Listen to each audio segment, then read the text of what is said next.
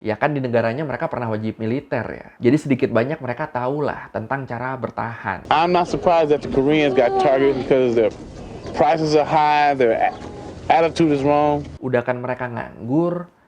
Orang Korea sebenarnya ini nih udah banyak di request dari lama ya. Terutama sama yang doyan main GTA. Rooftop Los Angeles Riots 1992. Kerusuhan rasial di Amerika antara pendatang dari Korea ngelawan orang-orang kulit hitam di sana. Dan kebetulan seingat gua kita udah lama juga ya nggak bahas kerusuhan-kerusuhan begini. Terakhir kita bahas kerusuhan tuh apa ya? Lupa gua. Ya udah kalau gitu, ayo langsung aja kita bahas kerusuhan Los Angeles 1992. Rooftop Los Angeles Riots 1992 di Learning by Googling. Ya, gue yakin lu udah sering ngedenger lah tentang masalah diskriminasi orang-orang kulit hitam di Amerika Serikat. Nah, kerusuhan ini juga kenapa bisa berkembang jadi konflik gede yang ngorbanin banyak nyawa? Itu awalnya gara-gara masalah diskriminasi ini. Tapi sebelum kita masuk ke konfliknya, gue mau ngebahas dulu dikit tentang tempat kejadiannya. LA, Los Angeles. Jadi LA ini adalah salah satu kota di California yang terkenal banget. Terutama karena industri film Hollywoodnya dan wilayah metropolitannya. Nah, selain dua itu, LA ini juga sebenarnya dikenal karena keragaman etnisnya. Kalau menurut populationU.com, orang kulit putih Amerika yang tinggal di LA itu cuma 43% dari seluruh populasi di sana. Sisanya diisi sama orang-orang Latin, orang kulit hitam, orang Asia, dan sedikit Native Amerika. Nah, orang-orang Asia di LA ini kebanyakan berasal dari Korea. Sampai di sana tuh ada kawasan yang disebut Koreatown. Karena banyaknya imigran Korea yang datang ke sana. Terutama sejak pengesahan Undang-Undang Keimigrasian dan Kebangsaan di tahun 1965. Jadi ya udah, mereka datang dan menetap di LA buat nyari kehidupan yang lebih baik. Salah satunya dengan cara ngebuka bisnis, ngebuka toko. Dan karena nggak sedikit dari mereka yang merantau ini bawa uangnya tuh pas-pasan banget, akhirnya mereka banyak yang beli tanah atau bangunan di kawasan South Central. Kawasan yang mayoritas ditempatin sama orang-orang Hispanik dan kulit hitam. Kenapa belinya di situ? Ya, apalagi alasannya. Udah pasti karena harga tempat tinggal di South Central ini emang relatif lebih murah daripada di daerah-daerah lain. Nah, menurut The Nation, 45% laki-laki kulit hitam yang tinggal di South Central waktu itu mereka tuh nggak punya pekerjaan. Nganggur mereka. Udah kan mereka nganggur, orang Korea yang datang ke sana terus buka toko malah makin banyak. Jadi ya udah, mulai tuh pelan-pelan muncul rasa benci dari orang-orang yang tinggal di situ ke pendatang Korea. Kenapa jadi benci? Kalau menurut pandangan orang Afrika Amerika di sana yang diwawancarai sama NBC News, dia bilang orang-orang Korea yang tinggal berdampingan sama mereka itu tuh attitude-nya jelek banget. Selain itu barang di tokonya juga harganya mahal-mahal. Dan para orang Korea pemilik toko ini, mereka cuma nerima sesama orang Korea buat kerja di tokonya. Jadi orang-orang Korea ini dianggapnya mereka tuh cuma mau kaya sendirian. Nggak peduli mereka sama masyarakat sekitar. Ya emang susah sih ya kalau udah sensi-sensian begini ya. Dan sebenarnya, masalah rasisme di Amerika ini nggak cuma terjadi antar warganya. Aparat rasis di Amerika waktu itu juga ternyata banyak. Masih menurut The Nation, dari tahun 1984 sampai 1989, pengaduan masyarakat terhadap kebrutalan polisi itu meningkat sebanyak 33%.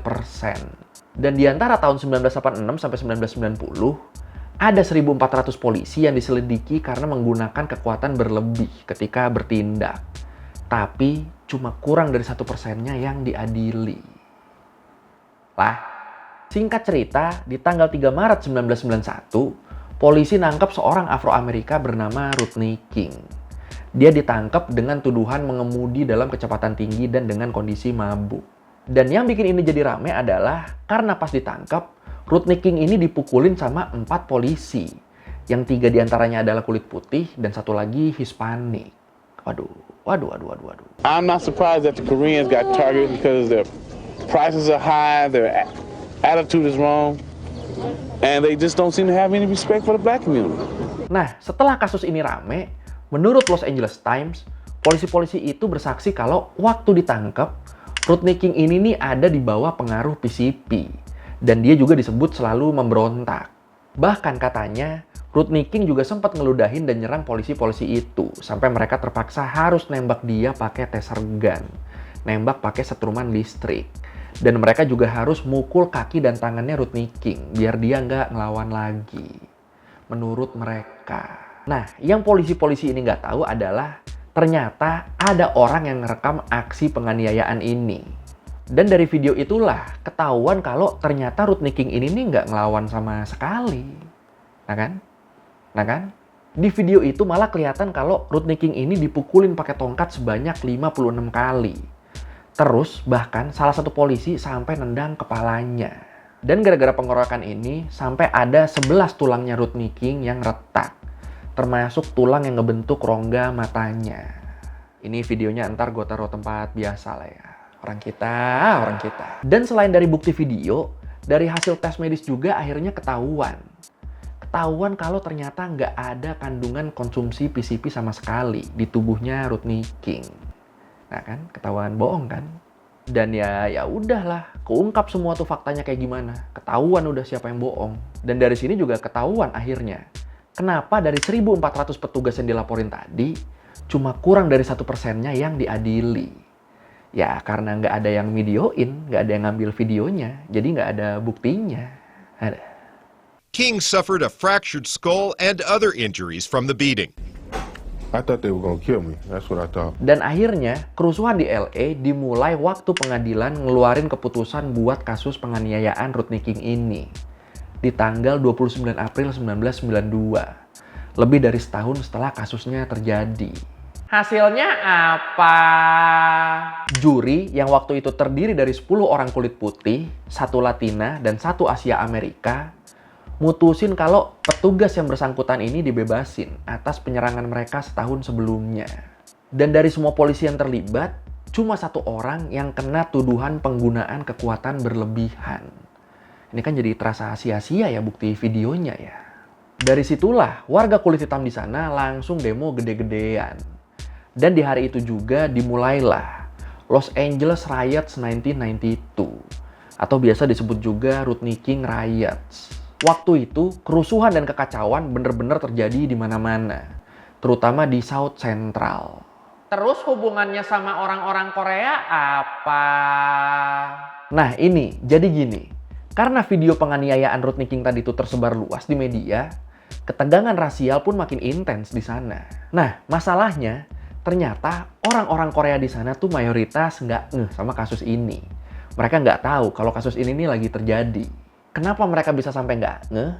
Karena kalau menurut NPR, orang-orang Korea di sana tuh kebanyakan sukanya nonton TV dan dengerin radio dari Korea. Nggak suka mereka nonton atau dengerin siaran dari Amerika. Walaupun mereka sebenarnya tinggalnya di Amerika. Gak peka mereka.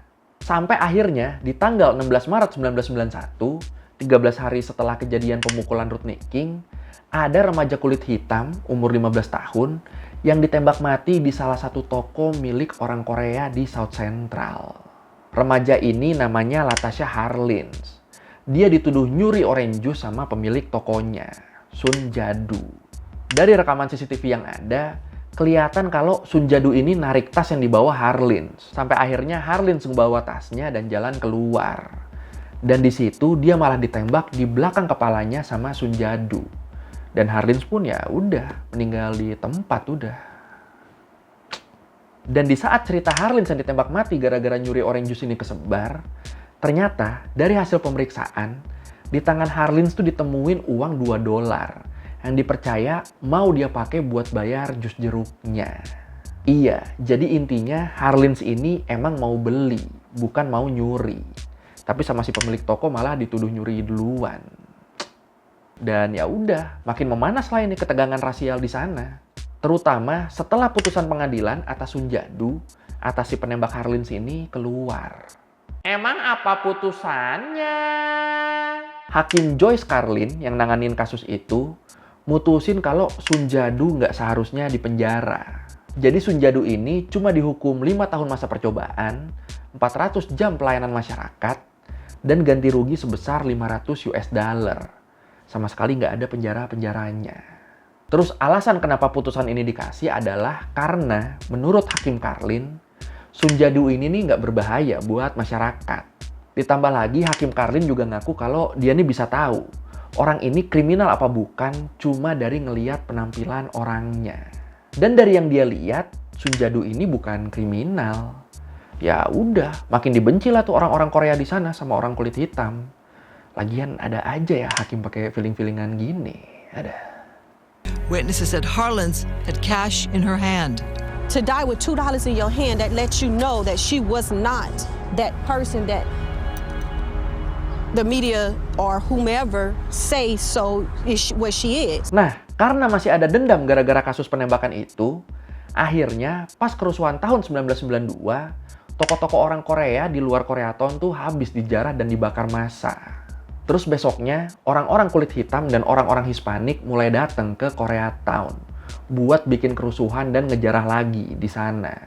Dan anehnya di sini, nggak ada satupun polisi yang ngebantu ngamanin di area Koreatown.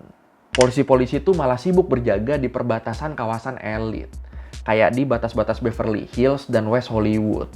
Terus mereka juga berjaga di kawasan menengah atas orang-orang kulit putih di Robertson Boulevard. Koreatown ditinggal sama mereka. Kalau menurut CNN, waktu Koreatown ini disamperin sama orang-orang kulit hitam, orang-orang Korea di sana tuh lagi kebingungan nungguin polisi. Yang sekalinya datang juga cuma dikit banget. Dan karena udah capek nunggu polisi, akhirnya orang-orang Korea ini mutusin buat bikin perlindungan sendiri. Ya kan di negaranya mereka pernah wajib militer ya. Jadi sedikit banyak mereka tahulah tentang cara bertahan. Dan akhirnya di sini, orang-orang di Koreatown pada ngangkat barang-barang dan keperluan-keperluan mereka ke rooftop, ke atap, dan mereka berjaga di sana. Mereka bakal gantian mantau dari rooftop sambil megang pistol buat jaga-jaga.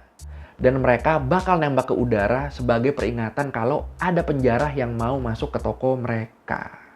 Wah, keren ya. Itu yang jaga di atas, yang di bawah lebih seru lagi.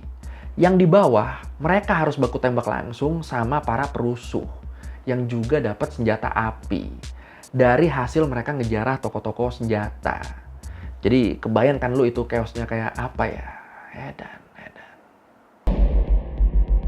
We already called police. And when I arrived here, at the beginning, I can see the LAPD, the vehicle with like 3-4 officers were there. So, we have a police here. We are safe. But as soon as the gun fighting started, they ran away. Bye. Kalau menurut Los Angeles Times, kerusuhan ini nih menelan korban jiwa sebanyak 64 orang, yang terdiri dari 2 orang Asia, 15 orang kulit putih, 19 orang Latin, dan 28 orang kulit hitam. Ditambah sekitar 2.300 orang yang luka-luka, dan ada 12.000 orang yang ditangkap di sini. Banyak juga yang ditangkapnya ya. Terus, kerugian gara-gara kerusuhan ini diperkirakan mencapai 1 miliar US dollar. Yang setengahnya merupakan kerugian orang-orang Korea. Karena kejadiannya kan di lingkungan mereka ya, di Koreatown. Selain itu disebut juga ada sekitar 3.600 bangunan yang dibakar massa. Bahkan 1.100 diantaranya nih sampai hancur nggak bersisa. Gila. Orang-orang Korea di sana sendiri akhirnya nyebut kerusuhan ini dengan istilah Saigu. Yang artinya 429. Yang diambil dari bulan 4, bulan April, dan tanggal 29. Jadi Saigu ya. Oke. Why are we the victims? I mean, my parents are good Christians. I mean, we've been through so much, and to go through this, I mean, everything, 22 years down the drain.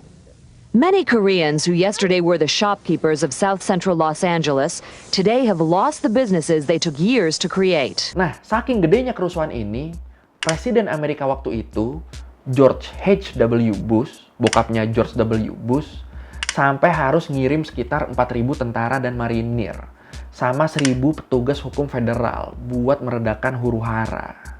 Terus, Presiden juga ngasih dana penyelesaian ke Rodney King sebanyak 3,8 juta US dollar. Setelah akhirnya petugas yang mukulin dia dihukum 30 bulan penjara. Dari tadinya nggak dipenjara sama sekali, jadi 30 bulan penjara. Ya lumayan lah. Dan salah satu momen yang ngeredain kerusuhan ini diyakini adalah Karena di tanggal 1 Mei 1992-nya, Rodney King mutusin buat ngomong di konferensi pers. Sambil nahan nangis, dia bilang, "Teman-teman, saya cuma mau bilang, bisakah kita semua akur?" Ini dari sini jadi berasa dia yang nanggung semua bebannya ya. Ada. People, I just want to say, you know, can we all get along? Can we get along? Oke, sekian dari Guling kali ini tentang rooftop Los Angeles riots 1992. Jadi kalau menurut lu ini kira-kira salah siapa nih sebenarnya? Apakah salah polisi-polisi yang ngegebukin Rodney King tadi? Atau mungkin salah masyarakat kulit hitamnya yang nggak bisa nahan diri? Atau mungkin salah masyarakat Koreanya yang kelewat belagu? Boleh komen ya. Kalau merevisi kali gue udah salah, atau lo mau nanya, atau lo mau nambahin, bisa lo tulis di komen. Nanti kita diskusi di kayak biasa. Sekali lagi, thank you udah nonton. Jangan lupa like, comment, subscribe. Bye.